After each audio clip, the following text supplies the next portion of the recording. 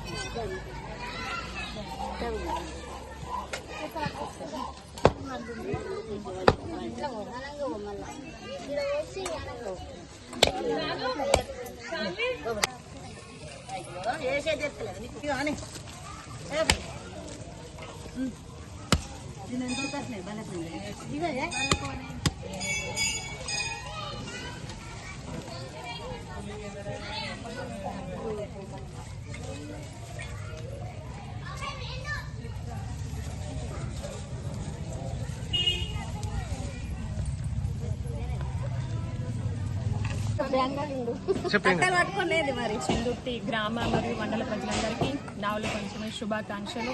ఈరోజు నాగుల చవితి సందర్భంగా మార్కండేయ గుడిలో ఘనంగా మహిళలు పాల్గొనడం కానీ ఇదంతా జరిగింది.